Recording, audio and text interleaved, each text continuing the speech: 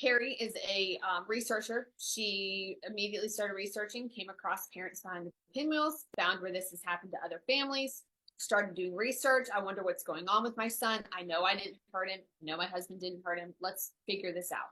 They get permission to go to a state up north where a very well-known, prominent doctor does testing on children for specific conditions. She, after researching, felt like this condition, Ehlers-Danlos syndrome, I wonder if me and my son have this. You know, it has to do with hypermobility. She can do all these weird praying hands behind her back, just a lot of hypermobility. Fractures can happen with people with Ehlers-Danlos, discoloration, bruise-like markings, GI issues, just different things that she's like, this could be related. DFACS needs to approve it.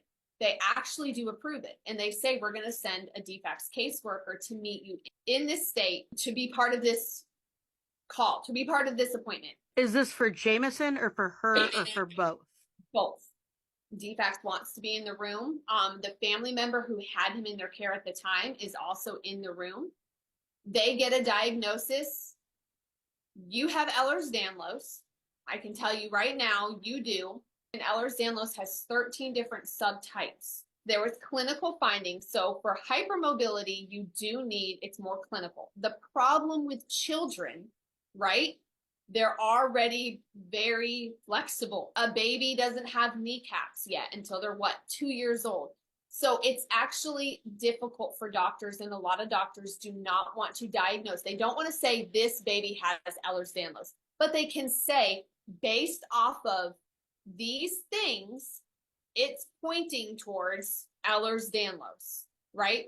And that's most doctors. I don't think any right now will diagnose under the age of 4 or 5. This very prominent, well-known doctor who is an endocrinologist, they also did a genetics report on the baby, on Jameson.